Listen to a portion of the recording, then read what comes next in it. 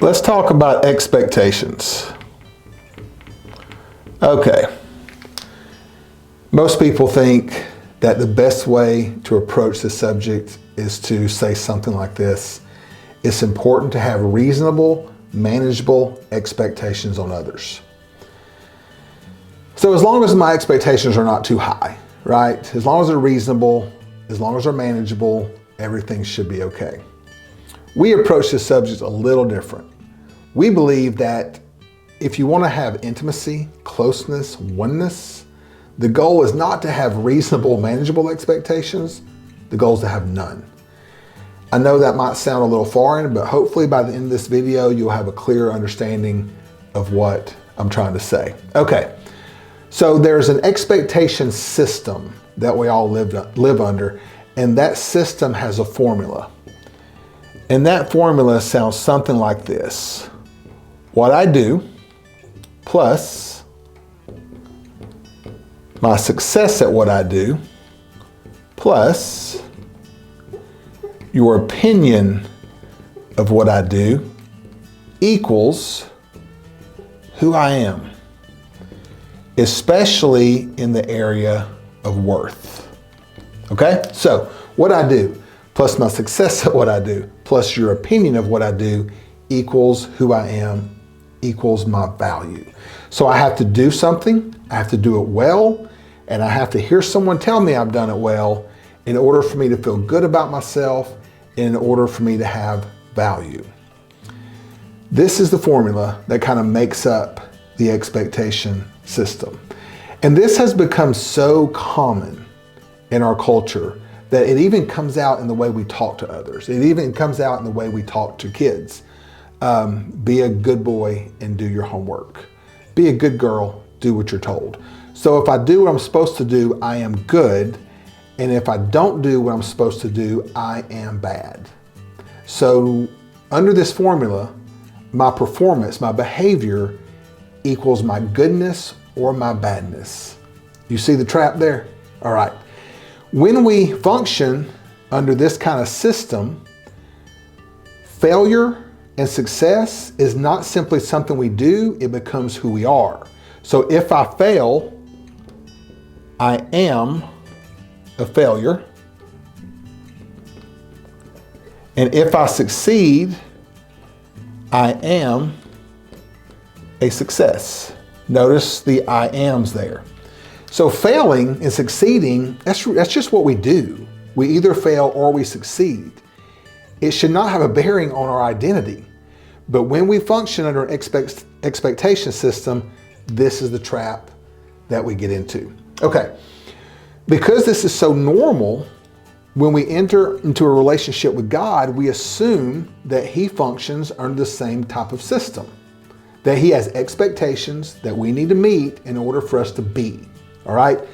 I'm well aware that Scripture is full of what seems to be expectations from God to humanity. Well aware of it. But if you really take a hard look at it, God's expectations cannot be like human expectations. We have to be very careful when we start making God too human, if that makes sense. He's not like us. He's holy. He's other. His expectations cannot be like ours because He knows the end from the beginning from the end. Nothing surprises Him. So He can't have the expectations that we seem to have. Also, if you want to talk about God's rules seem to be there for safety. When my kids were young, they used to love to ride their bikes in the quiet neighborhood street. So when they got to the end of the driveway, I would want them to stop, look both ways before they pulled out to the street. Why? I didn't want them to get hit by a car. So when God gives rules, the rules are there to establish a way for society to function in a way that keeps people safe.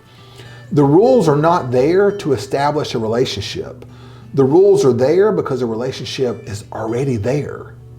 And that's a big difference. It's not keep the rules in order to be in. It's you're in. So now here are a set of rules to live by in order for society to function in a healthy manner. But we don't look at it that way. Now, we may not say those things with our mouth, but in the back of our mind, so many people believe that God functions under this kind of system, right? And because we're talking about God and spiritual things, the whole idea of righteousness comes in. So if I do what God expects me to do, I am righteous. Well, if I'm performing to gain a sense of righteousness, we call that self-righteousness, all right? And here's kind of what that can look like. Expectations equals standards.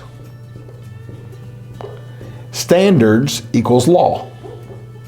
Really, all expectations are laws.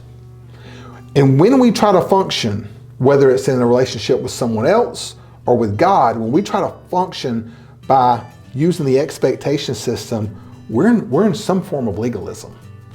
And we all know that legalism cannot produce intimacy, all right? Here's another aspect of this. When we try to function under the expectation system, really only two things can happen. We are either going to rebel. By nature, some people are just rule breakers, right? Like me. You see a sign that says, don't walk on grass, something in you wants to walk on the grass. If somebody says, don't do this, something in you wants to do that. Paul said that the law came so sin would increase, Romans 5:20. Paul also said, I didn't covet until y'all told me don't covet, now I covet everything, right? So it's like there's something in us that wants to break rules. Now, not everybody is wired this way. Some people by nature are rule keepers, right? When you're a rule keeper and you function in this kind of system, you may not have a problem rebelling, but you're going to have a problem with pride. You're going to have a problem with pride. And if you have a problem with pride, you're probably going to be judgmental. You're probably going to be self-righteous. So it doesn't matter if you're wired to be like a rule breaker or a rule keeper. If you try to live under the expectation system, you're going to end up in conflict and frustration. All right. Another dangerous part about the expectation system is there's one word the expectation system does not know. The expectation system does not know the word enough. So here's the expectation. You reach it. You're not going to be satisfied very long. The standard gets raised. Now you got to reach that. And here we go, up, up, up. And we end up on this hamster wheel, right? Where we're just working and getting nowhere. You've heard these stories. Somebody would think, if I could just do this, I would be okay. Then they do that, they're okay for a minute, and then they're not okay again.